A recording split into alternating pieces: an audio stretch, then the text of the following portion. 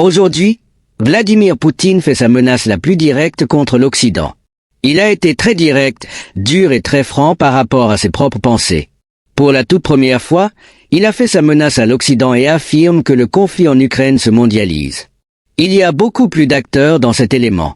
Alors, il fait sa mise en garde, il le dit ouvertement.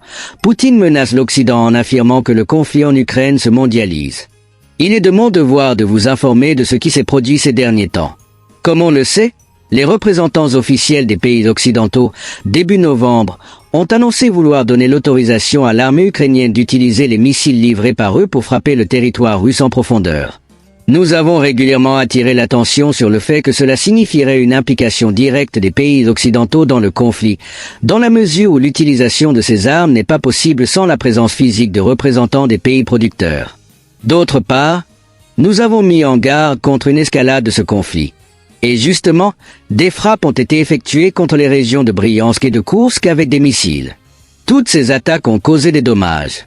J'avais dit dans ma déclaration le 21 novembre que, d'ailleurs, et à titre de renseignement, je voudrais préciser aussi que l'analogue russe de toutes les trois versions de l'attaque, c'est l'Iskander. Les autres missiles de cette catégorie ont une portée supérieure, des capacités égales. Et pour les paramètres, les armes occidentales ne dépassent pas les armes russes. En ce qui concerne les missiles franco-anglais Scalp et allemands Taurus, donc avec une portée de 650 km, les analogues russes de ces systèmes sont les missiles qui fonctionnent à terre, ayant une capacité similaire à chacun de ces systèmes européens. Notamment aussi, à propos des systèmes américains, j'ai dit que les systèmes américains sont inférieurs à leurs homologues russes. Donc, tous ces systèmes d'armes qui sont en dotation chez notre ennemi, nous connaissons les stocks qu'ils ont. Nous savons où ils sont basés en Ukraine et nous savons quelles sont les livraisons prévues. En ce qui concerne la fabrication de systèmes de missiles de ces classes, la Russie en a 10 fois plus que l'ensemble de la production de tous les pays de l'OTAN ensemble, et l'année prochaine, cette production sera augmentée à hauteur de 20 à 25%, voire 30%. Nous voyons que le régime de Kiev continue à réclamer à ses parrains du matériel militaire, alors que nous avons des calibres supplémentaires, des missiles, les Kinzhal, qui, par leurs caractéristiques, sont absolument sans équivalent dans le monde. Leur production est également en pleine croissance. Il n'y a aucun système sur Terre capable d'arrêter ces armes. Voilà le message que Poutine est en train de transmettre à tout le monde sur Terre. Nous avons des armes qu'aucune nation n'est capable de stopper. Alors, vous allez continuer à faire ce que vous faites ou pas. Nous avons dans notre menu de produits, si l'on peut s'exprimer de cette façon, nous aurons l'année prochaine d'autres références qui, comme on dit dans ce cas, apporteront leur signification. D'ailleurs, ces systèmes ont été utilisés au cours des 2 derniers jours comme poursuite de l'attaque effectuée avec un missile Orkan. Nous avons donc une centaine de systèmes de missiles de classe dont je viens de parler et 460 missiles supplémentaires. Cette nuit, nous avons effectué une frappe généralisée avec 90 missiles et drones. Nous avons des sites militaires, des sites de production industrielle et des sites de soutien. Je le répète encore une fois, ces frappes, de notre côté, sont aussi une réponse aux attaques incessantes contre le territoire russe avec des missiles.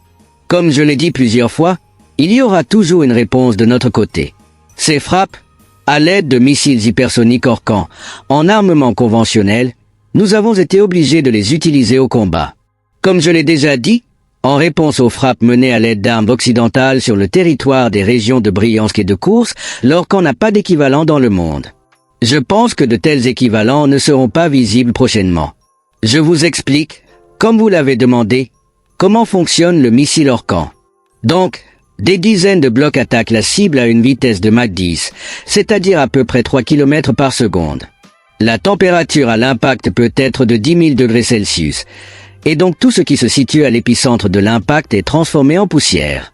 Le missile frappe aussi des sites situés en grande profondeur sous terre, en plus des installations militaires et civiles. L'emploi massif de tels missiles fait qu'un seul impact sera comparable à l'arme nucléaire.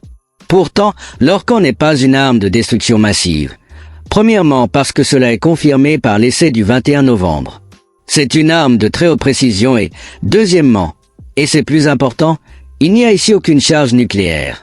Donc, aujourd'hui, nous avons plusieurs exemplaires de ce missile disponible. Si les frappes se prolongent sur le territoire de la Fédération de Russie, comme je l'ai déjà dit, nous répondrons, en particulier en continuant à tester le missile Orkan en situation de combat, comme le 21 novembre.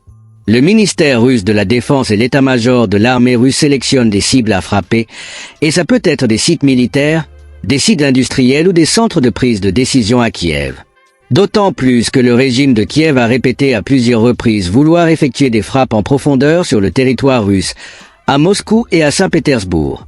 La production du missile a été lancée, mais encore une fois, les cibles seront sélectionnées en fonction du caractère et des menaces qui auront été créées pour la Fédération de Russie. Chers collègues, tout ce que je viens de vous exposer revêt évidemment un caractère important, mais le plus important, c'est que même avec les armes les plus techniques, l'issue de tout conflit militaire, y compris de l'opération militaire spéciale, se décide sur le terrain. Finalement, tout dépend du soldat. Le message principal est que les décisions et actions imprudentes des pays occidentaux qui produisent des missiles et fournissent à l'Ukraine et participent ensuite à des frappes sur le territoire russe ne peuvent rester sans réaction de la part de la Russie. Entre autres, nous avons les capacités de frapper et vous n'avez pas les capacités de bloquer ce que nous pouvons frapper. Pensez-vous qu'ils ont compris le message? Comme le dit Peskov. Ou peut-être, pour faire preuve de résistance, ils vont encore une fois autoriser l'Ukraine à frapper à l'intérieur du territoire russe pour voir ce que Poutine pourrait faire?